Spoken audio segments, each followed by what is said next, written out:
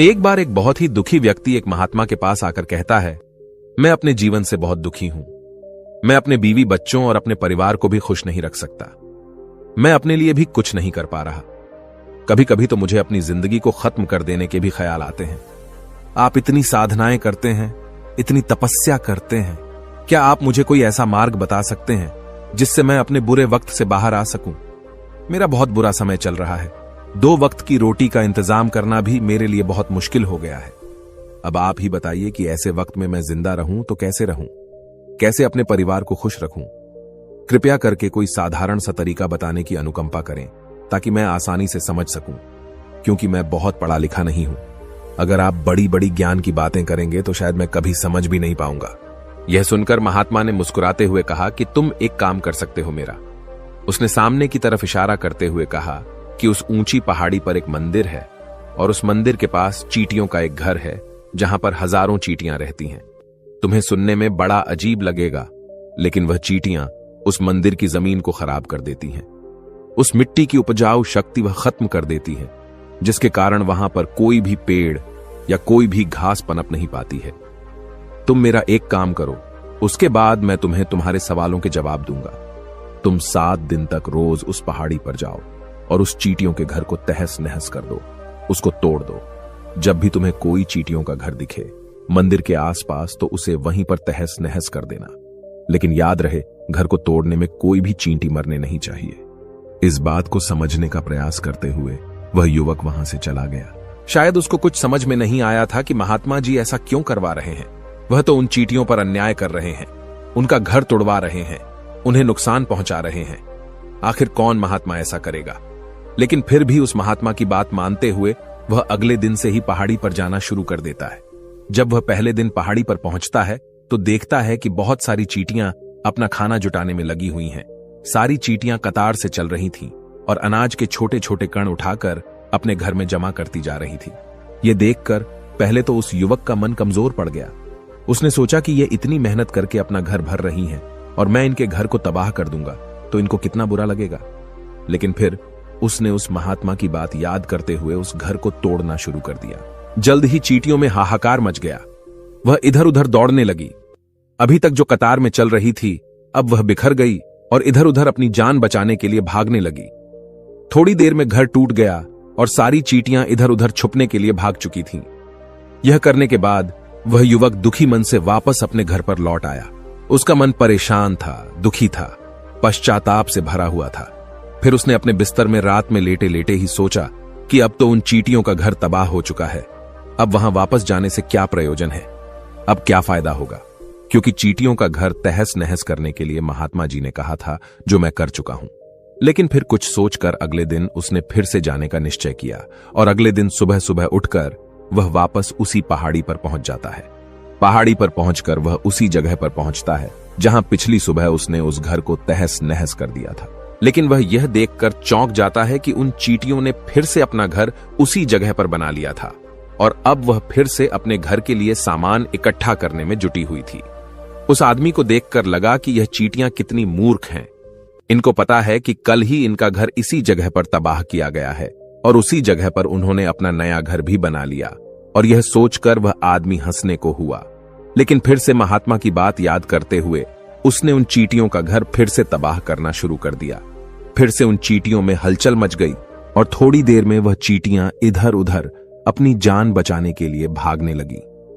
कुछ ही देर में उनका घर फिर से नष्ट हो गया और वह युवक थोड़ा संतोष के भाव से कि इस बार तो मैंने अच्छी तरह से उस घर को तबाह कर दिया है, अब तो वह चींटियां यहां पर अपना घर बना ही नहीं पाएंगी।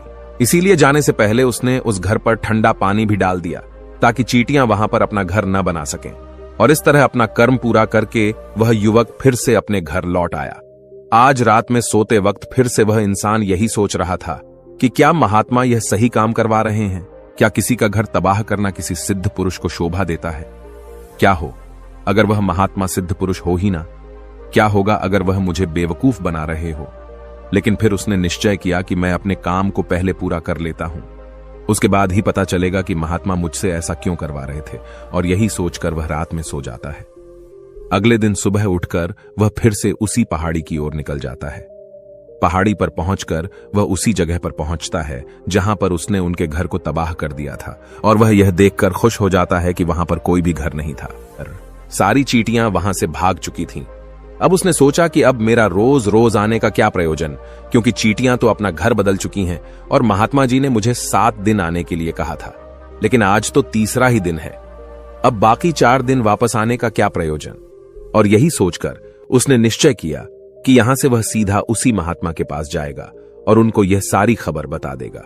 जब वह वापस मुड़कर उस पहाड़ी से उस महात्मा की कुटिया की तरफ जाने लगा तो उसने देखा तो अचानक उसकी नजर एक और घरौंदे पर पड़ी जो कि चींटियों का ही बनाया हुआ था। मतलब कि वह घरौंदा चींटियों ने ही बनाया था और अब वह चींटियां नए घर में वास कर चुकी थीं। यह नया घर उनके पुराने घर से थोड़ी ही दूरी पर था, और जब उस युवक की नजर उस घरौंदे पर पड़ी तो उसने सोचा कि शायद महात्मा को पता था कि यह चींटियां अपना घर यहां से बदलकर किसी दूसरी जगह पर बना लेगी, इसीलिए उन्होंने मुझे 7 दिन आने के लिए कहा था। और यह विचार करके वह उसका नया घर भी तोड़ने के लिए पहुंच जाता है। जब वह वहां पहुंचा तो चींटियां उसी तरह अपने कार्य में लगी हुई थीं। वह अपने लिए खाना इकट्ठा कर रही थी और अपने घर में जमा करती जा रही थी। जो पुराना घर टूटा था वहां भी अनाज के कण बचे हुए थे और चींटियां वहां से भी अनाज इकट्ठा कर करके वापस अपने नए घर में ला रही थी। अब यहां पर फिर से युवक का मन थोड़ा कमजोर पड़ गया, क्योंकि वह खुद भी कमजोर था, खुद भी वक्त का मारा हुआ था। इसीलिए उसके मन में उन चींटियों के प्रति दया का भाव उमड़ रहा था। उनके ऊपर उसे दया आ रही थी। वह चाहता था कि उनकी मदद करे, लेकिन वह उल्टा उनको नुकसान पहुंचा रहा था। लेकिन उस महात्मा की बात को याद करते हुए उसने फिर से उस घर को तोड़ने का निश्चय किया, और उसने इस बार बड़ी ही सावधानी के साथ बिना किसी चींटी को कोई नुकसान पहुंचाए वह घर तबाह करना शुरू कर दिया। वक्त थोड़ा ज्यादा लगा, क्योंकि किसी भी चींटी को नुकसान न पहुंचाने की शर्त महात्मा ने पहले ही रखी थी। इसीलिए उसको बड़ी सावधानी के साथ उन घरों को तबाह करना था। लेकिन आखिरकार उसने उस घर को भी तबाह कर दिया, और उस घर को तबाह करने के बाद वह बड़े ही दुखी मन से, इस बार वह पहले से भी ज्यादा दुखी था, क्योंकि उसने उनका नया घर भी तोड़ दिया था। वह उन चींटियों को बसने ही नहीं दे रहा था, और वह अब अपने आप को शैतान या दानव समझने लगा था। लेकिन फिर भी उस महात्मा की बात को मानते हुए वह अपने घर पर दुखी मन से वापस आ गया। रात में सोने से पहले एक बार उसने फिर से सोचा कि मैं कितना बड़ा शैतान हूं, कितना बड़ा दानव हूं। पुराना घर तो छोड़ो, मैं उन चींटियों को कहीं भी बसने के लिए कोई जगह ही नहीं दे रहा हूं। वह चींटियां मेरे बारे में क्या सोचती होंगी, वह कितना दुत्कारते होंगे उस परमात्मा को जो मेरे द्वारा यह काम करवा रहा है। लेकिन फिर भी उसने अगले दिन जाने का निश्चय किया, और अगले दिन सुबह सुबह वह फिर से वहां पर पहुंच गया। वह यह देखकर फिर से आश्चर्यचकित रह जाता है कि इस बार चींटियों ने एक और नई जगह पर अपना घर बना लिया था। वह पहले से भी ज्यादा ऊर्जा के साथ काम कर रही थी, और उन्होंने एक रात में पहले से भी बड़ा घर बना लिया था, और अब वह फिर से अपना अनाज और खाना इकट्ठा करने में जुटी हुई थी। यह देखकर उस आदमी को लगा कि यह चींटियां किस मिट्टी की बनी हुई हैं। मैं इनको बार बार यहां से भगाने की कोशिश कर रहा हूं, और ये वहीं पर अपना घर बना लेती हैं। क्या इनको पता नहीं है कि मैं इन्हें यहां पर कभी भी बसने नहीं दूंगा?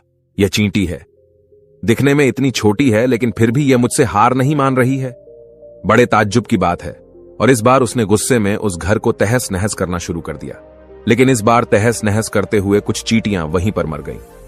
उसके पैरों तले कुचल दी गई। कुचलने के बाद जब वह अपने अहंकार से बाहर आया तो उसने देखा कि गुस्से में उसने उन चींटियों को कितनी क्षति पहुंचा दी है। उसका मन पश्चाताप से भर गया और वह रोता हुआ अपने घर की तरफ बढ़ गया।